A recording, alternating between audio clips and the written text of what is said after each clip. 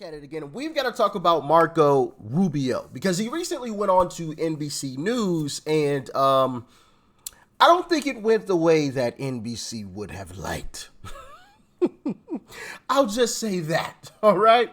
But before we get into it, thank you guys. Always hitting that like button. It really helps out with the algorithm. Commenting, sharing these videos. It all helps out tremendously. So I greatly appreciate it. But with that being said, let's dive in. He said, I'm not in favor of asylum officers at the border that can issue asylum rulings right at the border. And Senator James Lankford, of course, negotiated. But let me look forward. Will you accept the election results of 2024, no matter what happens, Senator?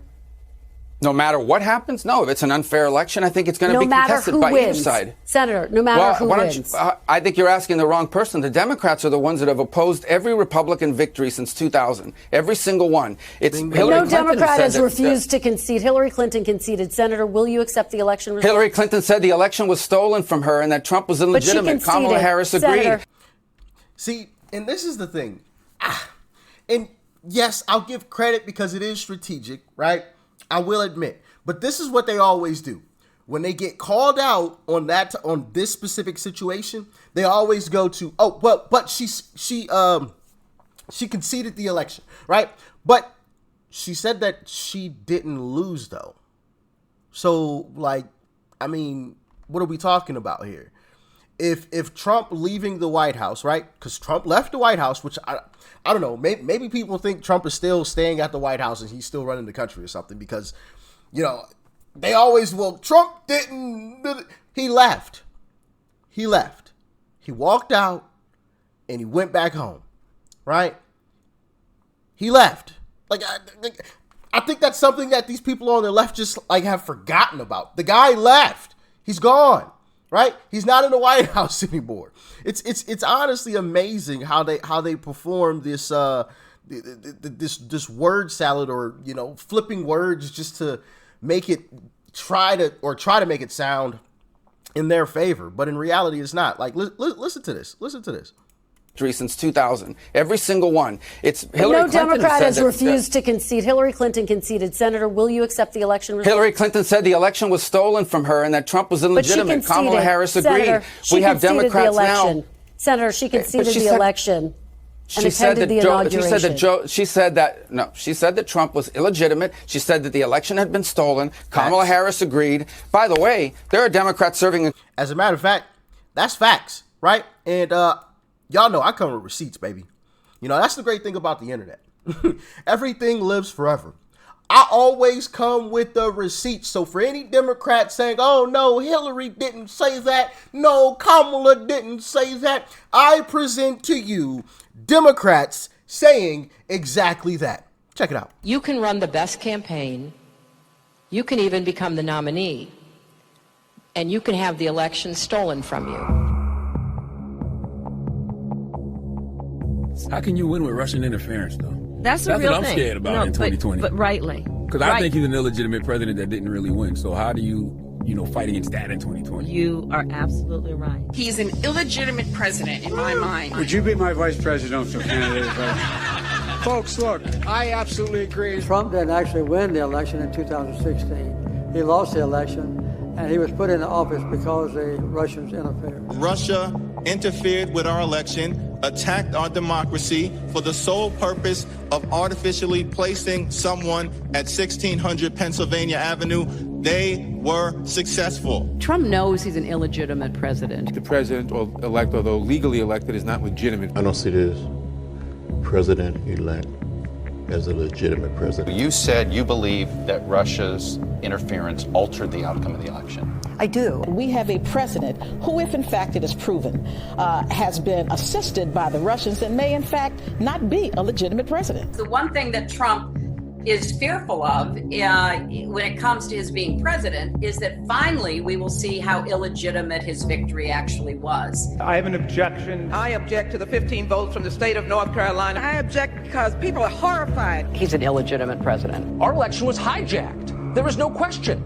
Congress has a duty to hashtag protect our democracy and hashtag follow the facts. John Lewis is completely right. There is a cloud of illegitimacy around the election of Donald Trump. The Russians interfered with his election. James Comey and the FBI interfered with his election. The fake news industry interfered with his election. Trump knows he's an illegitimate president who got illegitimate foreign help. Do you believe Trump is a legitimate president? What I believe is that there's no question that the outcome of this election was affected by the Russian interference. There absolutely is a cloud of illegitimacy. So that legitimacy is in question, yes. So that was a very tainted election, and in that sense, it's illegitimate. Why do you think the president is going to such great lengths to essentially prove that he beat you? Because he knows he didn't. He knows he's an illegitimate president. Stolen emails, stolen drone, stolen election.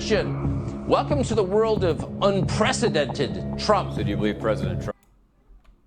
So there you have it. You guys get the message, and there's a lot more where that came from. And that was everyone from Press Secretary Karine Jean-Pierre to Nancy Pelosi to Jerry Nadler and everybody in between, including Hillary Clinton. Every single one of them all denied that Trump won. But as soon as Trump says, oh, well, Joe Biden, he didn't legitimately, then it's like all of a sudden the end of the world when Trump says it. But Democrats have been saying it, right? And still do say it. Like, come on now. Make that make sense, please. Anybody? Can anybody wrap their minds around that one? I sure can't. This is absolutely bogus. But let's jump back into this video where Marco Rubio is absolutely putting on a masterclass on how you handle the fake news media. Trump was illegitimate. She said that the election had been stolen. Kamala Harris agreed. By the way, there are Democrats serving in Congress today who in 2004 voted not to certify the Ohio electors because they said those machines had been tampered with. And you have Democrats now saying they won't certify 2024 because Trump is an insurrectionist and ineligible to hold office. So you need to ask them. I think you've had have you ever asked a Democrat this question on your show? I bet you've never asked a Democrat that question. Nope, never have. And they never will. Not until something is changed about how the media conducts business in this country. I don't, like I said before, I don't mind people criticizing Uncle Trump. As a matter of fact, I think it's a great thing, right? Criticism of anyone, I think, is a great thing because it keeps people in check, right? But do it fairly. The same amount that you criticize Trump, criticize Joe Biden, because there's a whole lot you can criticize him and Democrats about. It's not like you lack things to criticize them over. There's a whole lot to do or criticize Joe Biden and Democrats with. So that's not an excuse. No excuse at all.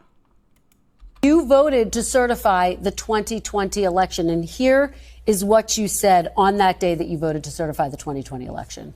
Yeah. Democracy is held together by people's confidence in the election and their willingness to abide by its results.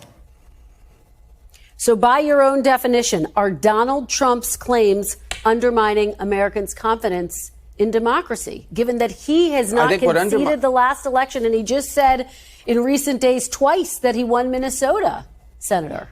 I think what undermines people's confidence in the election is when you have places like Wisconsin with over 500 illegal drop box locations, when you have places like Georgia where liberal groups are paying people $10 per vote. No, but listen, what undermines elections is when NBC News and every major news outlet in America in 2020 censored the Biden laptop story, which turned out to be true, not Russian misinformation, unprecedented.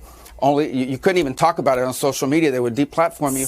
People look at all this. They look at what happened in Arizona, 200,000 ballots that had the signatures didn't match. People will lose confidence, and it opens the door to this. I have to jump in here. Senator, you voted to certify the election, and because at that stage in the process, you have no options. Senator, you voted to certify the election. Nothing has been censored on this program. Hillary Clinton did you guys cover the laptop for Joe Biden in 2020? Absolutely, we covered the laptop. It was banned. You couldn't even talk about it in social media. Chris Krebs, the top election official, you couldn't talk about it in social media. It'd be deplatformed. You couldn't even talk about it because they said it was Russian disinformation. Senator Rubio, voters in many cases didn't even hear about it because it was blacked out by the media. We did cover the election, and just to note that Chris Krebs, who was a top Trump election official, called it the safest and most secure election in recent history. I bet they did. Because it's safe and secure if Democrats win, but it's Russian interference, right?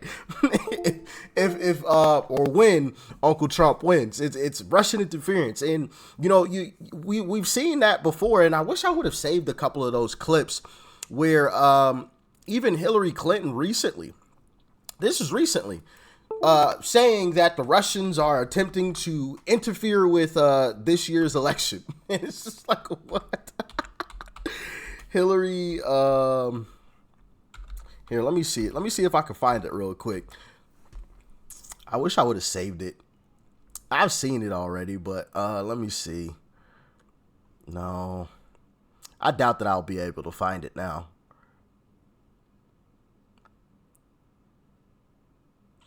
Yeah, no. I don't think I'll be able to find it again.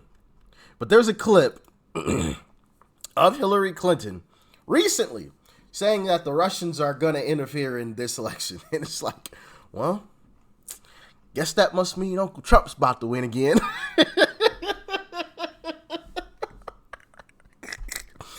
Guess that means Uncle Trump's walking back into the White House. Now, listen, before everybody gets excited, we still have to show up and do our part. Okay? We still got to show up and vote. Just because, you know, he's projected to walk back into the White House, and Democrats are kind of cueing that in slight little ways, like, oh, Russian interference, right? No evidence of that. It doesn't mean that he can't lose, right? So I do want to say that in the midst of all of us being happy, we can't relax. We cannot relax, not at all. All right. But as always, y'all let me know what you thought about this one in the comment section below. Like, share, comment. Hit that subscribe button before you go. Peace and love. I'm out.